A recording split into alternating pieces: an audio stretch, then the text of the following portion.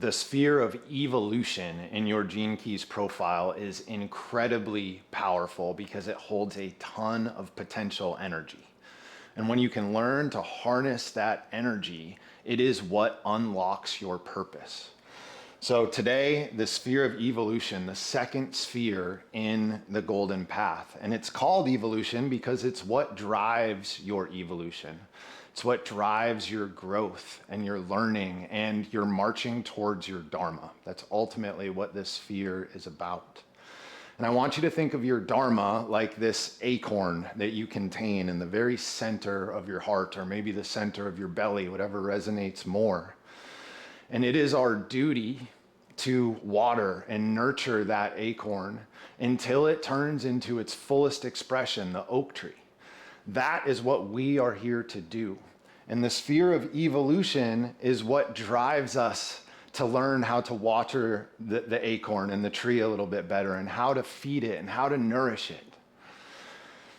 Now, I want you to not worry so much about the pressure about getting it right, because on the other side of evolution is a counterforce. I'm not going to write it quite as big just because I'll probably get the spacing wrong, but honestly, it should be written 10 times bigger. So this is called the force of involution. So for the uninitiated, for the gene keys, we talk about these two counterforces. There's evolution, which is you reaching up for the divine, trying to grow, trying to show up in service to the world. And then there's an involutionary current, which is grace, God, the universe, whatever word you want to use, reaching down to help and pull you up. So as you're in this sphere of evolution, I want to make sure that you remember the the energy of involution, because that's what helps you to remove the pressure, helps you to not be quite so serious in the world. So I want you to think about, what is it that drives us to change? What is it that drives us to evolve and to grow? Those of you that don't know, which I'm sure is few and far between at this point, should know that I was an addict. I was a heroin addict from when I was 16 years old to when I was 21 years old, and I've struggled with substances well before that and for times after that as well. And so when I was an addict, every day was about waking up, figuring out how I was going to make money, getting high, coming down and being miserable, and then starting that loop all over again. And what being an addict brings is suffering. Eventually, we get to this place at the beginning, can be fun, it feels good, and then we start to suffer. And ultimately, what I want you to understand is that suffering is grace. Because suffering is what drives our evolution. So I wouldn't change anything if I didn't feel some pain. I would just stay exactly how I am. It's the pain that I felt as an addict that made me get clean and sober, that made me join the Marine Corps and become a totally new human. Without that suffering, I likely would have died like many of my other friends. So remembering that, and remembering the next piece here with this suffering, because ultimately what I'm saying here is that the sphere of evolution is going to be the rock in your shoe. It is going to be something that continually comes as an annoyance, something that you need to pay attention to at a lower frequency. At the higher frequency, we recognize that that annoyance is gaining my attention so that I can heal something, so that I can look at something, so that I can take some sort of action in the world. And so the next part that's important to understand with this is there's a man named William Whitecloud, who is where I got this saying from. I can't remember the name of his book right now. If I can remember, I will say it at some point. But his saying is, tension seeks resolution. In other words, when something feels off, when we feel this tension, this pressure, we will do something to change that tension. Now, where many of us get it wrong is we use that tension and we turn it into a distraction. That's our way of resolving the tension. We distract ourselves, we numb ourselves, we turn away. However, if you can learn that this tension is a good thing because it is seeking you to do something of service for yourself or for the whole, then we no longer distract ourselves, but instead we apply all that energy. That's why I said the sphere of evolution has so much potential energy. We stop that distracting behavior, we stop the same patterns and cycles, and we apply all that juice into discovering our purpose and beginning to manifest that purpose, that oak tree, that dharma that we carry, that we're here to do. So, I need you, because this rock in your shoe is going to be there. I don't need you. You can do whatever you feel is the right thing to do. But I would recommend that you feel that rock in your shoe and you start to befriend it. So take a look at the shadow that you have in the sphere of your evolution. For me, it's expectation. Constantly expecting things to go a certain way, and the universe with its sense of humor is constantly taking me in a different direction. Most of the time, it's something that way cooler than I could imagine. Sometimes it's a kick in the ass with some suffering so that I can learn, so that I can heal, so that I can grow. But I have learned to befriend it either way. What's the alternative? To be miserable all the time? To be a victim? I can tell you that I certainly don't want that. So just imagine if you could befriend it and you could use all of that energy, all of that juice in creative ways or for creative means. The gift frequency, right? We have each gene key, we've got the shadow, the gift, and the city. The gift frequency is all about creativity. How can I take this same energy that I have felt all along, right? This same expectation, how can I take that and creatively use it? Well, I can creatively use it by looking at it and detaching from the expectation, which is the gift, the 40-second gift that I have in this sphere. And when I am detached from the outcome, the possibilities really open up. I stop caring so much. I get looser. I have more fun. I play more. And then synchronicity starts to happen. People start to come to me who I tickle with some weird way of saying something or something that I did. So if we can befriend it, we can be creative with it, and we can use it towards unlocking, towards raising our frequency. Now, next thing that I want you to understand, I'll just go below, is this is the other half of your life's biggest challenge. So if you have not watched the first video in this series, this is video number 2. I'm looping all the way through the Gene Keys profile. We're going to do a stop at every single sphere. I've already done the pathways that connect the spheres. I've already done the lines. So this is kind of the period at the end of the sentence here, if you will. So if you haven't watched the first one, it was about the sphere of your life's work. And the sphere of your life's work is the other half of your life's biggest challenge. So I recommend that you go and check that video out if you haven't yet. So the pathway that connects, so if you look at your Gene Keys profile, you've got the sphere of your life's work here, and then a pathway that comes down, and then we've got the sphere of our evolution down here. This pathway here is the pathway of challenge.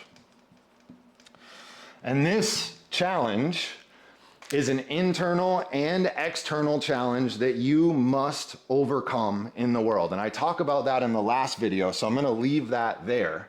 What I do want to do, though, is talk about this idea of, in the Gene Keys, they're called programming partners.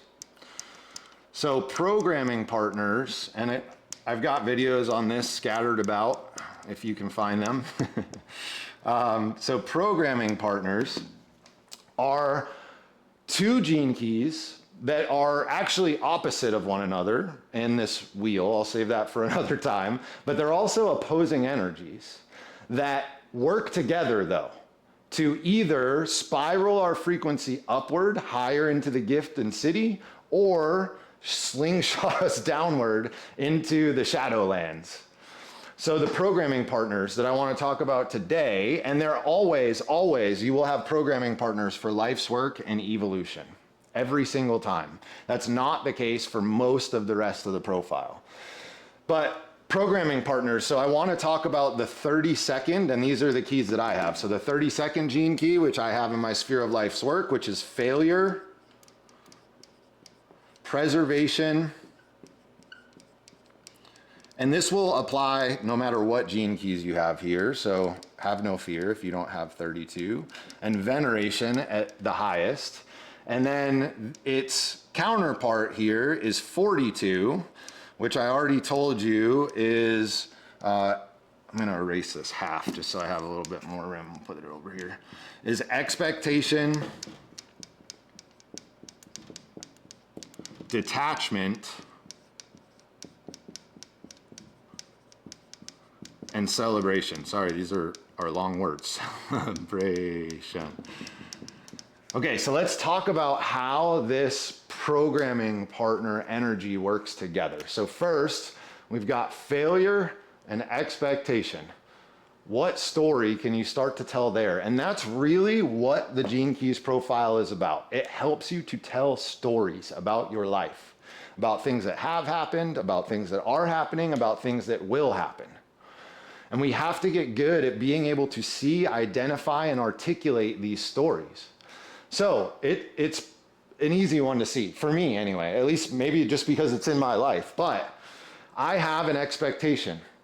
When that expectation doesn't get met, I perceive it as a failure. When I perceive something as a failure, all the gas drops out of me. I can feel myself fall into the shadow frequency. I turn into a victim. Why did this happen to me? Why am I not smart enough? Why couldn't I figure it out? If I could detach from that energy, then instead of running away from a failure or even perceiving something as a failure in the first place, I can broaden my view. And I can understand that I needed that event, that thing to happen so that I could learn something, so that I could do whatever the next thing is that I'm doing. Whenever we see something as a failure, we're just not zoomed out wide enough. And so detachment helps me to zoom out wide enough so instead of running away from my failures, I can choose what is it that I want to preserve in the world. What is worth my time and attention? And when I know what is worth my time and attention, I must detach from whatever might happen, even though I'm working to preserve that thing. Remember, these spiral us up into the gift or down into the shadow. And then veneration is just a word you might not be familiar with, this deep respect for life, this understanding of our place in the great chain that connects all things.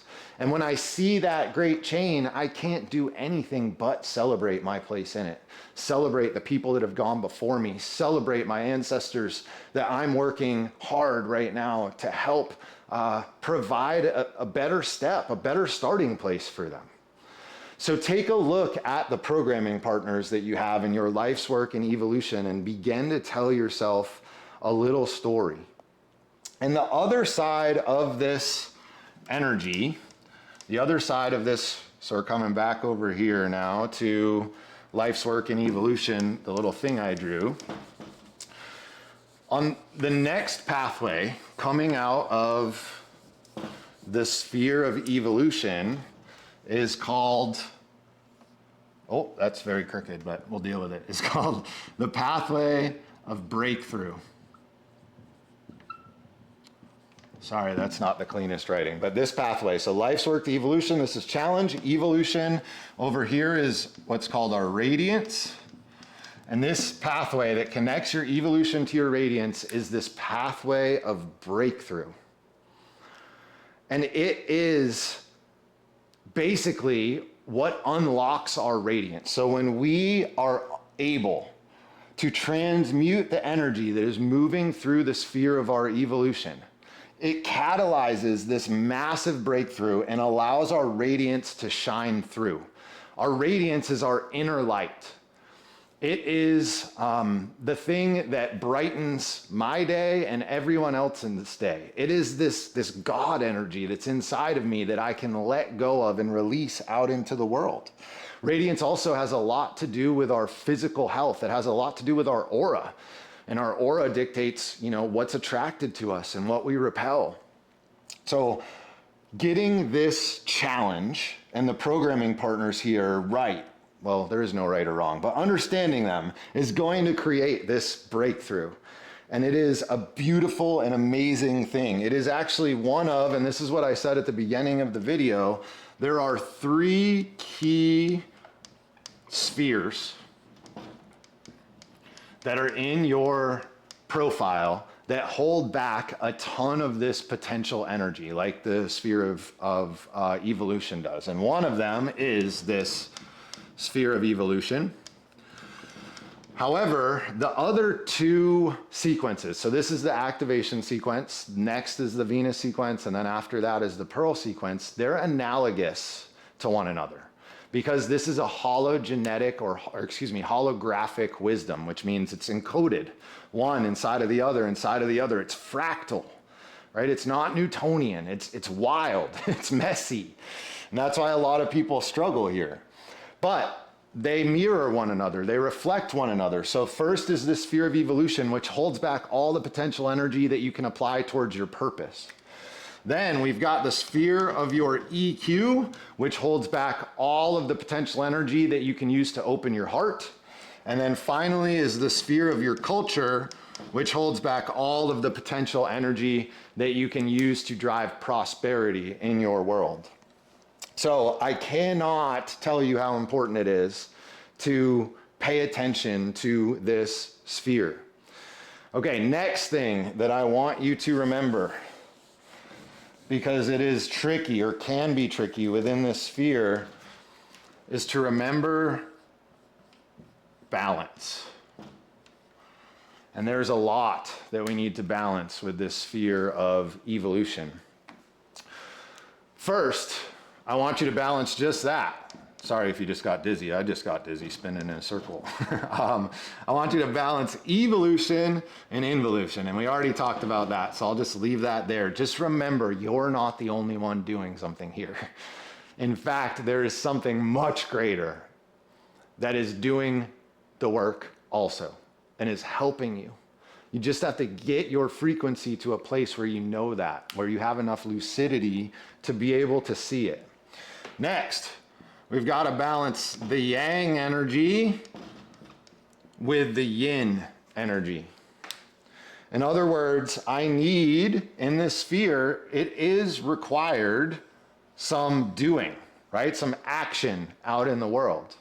However, I must balance that, so this is action. I must balance that with rest. And this is the part we tend to forget with this sphere of evolution, because it's the rock in your shoe, right? And you want it gone. You want to do something about it. And so you're like, I got to figure this out. I'm just going to keep going. I'm going to keep going. But then without rest, with all action, we end up in this place of burnout. Next up, we've got to balance action, or when to act, and timing. So I guess this is just balancing timing, or patience, and impatience maybe is another way I could have said this. So we've got to trust in the universal flow. There is a right time for everything. And we've got to understand that. And if you feel like you're swimming against the current, it's probably because you're swimming against the current. So there are times that we need to move, but there are also times that we need to wait for divine timing. And then finally, I want you to balance, or I suggest you balance, the masculine and the feminine. And I'm defining this, or in this context, I want you to think about the masculine as the parts, and I want you to think of the feminine as the whole. So we've got to remember parts and pieces of our world, right? Myself, my family, my friends, my job. At the same time, that must be balanced with remembering the whole, the collective, the larger picture or group. And I don't even just mean humanity. I mean other animals, waterways, the earth, you name it. There are many, many, many layers to this sphere of evolution. So a little saying that I'm making up right now, actually. Evolution is like an onion. All I can think of is ogres are like onions. Evolution is like an onion. So you're constantly peeling away layers. You think you figure it out, and then it shows up again in a slightly different way. And then you think you figure that out, and then it shows up again in a slightly different way. So you're going to continually progress. But as you do, your evolution is going to morph. It's going to change. It's still going to be within that same gene key, right? That same energy, but it's going to come across a little bit differently as you learn and adapt, as you evolve. And then what you'll find is that as you get further along your path, you're able to deal with more and more subtle things along your journey, more and more subtlety. So I was in the CrossFit world for a very long time. And one of the sayings there is, it doesn't get any easier, you just get faster, or you just get better. And that's really a similar sentiment here. As you progress, the things that you notice are going to become more and more subtle. But they're still going to drive you crazy, just like the giant things that you felt in the beginning, as your awareness becomes more and more subtle. So because of this, because it is just constantly shifting and changing, you have got, and this one, I've been saying, take what you want, leave what you don't. This one you need. Keep your sense of humor. You've got to be able to laugh at yourself. You got to be able to laugh at the ridiculousness of the universe. I know it's a messed up world right now. There's a lot going on. And I know the end of the story. I know what's on the other side of what it looks like right now. And when you really tune into yourself, you do too. It's why you're struggling to bring about that world. You know that it's possible. A part of you does anyway. But you've got to laugh your way there. We're not going to be able to tighten ourselves down and get to where we want to go. You've got to remember, with this sense of humor, it's what allows you to maintain a connection to your purpose. Otherwise, we get all victim-y. Why? Woe is me. Why is this happening? And that's disconnection from our purpose. When we're connected to our purpose, it doesn't matter what's happening, right? This is coming from inside. And we're just going to do whatever we can within the external circumstances that we're in to bring this purpose to fruition, to manifest that oak tree in the outer world. So the very last thing that I have for you is just to remember love through this process. You're going to want to be mad at yourself. You're going to want to be mad at other people. You're not going to understand. You're going to want to be mad at God.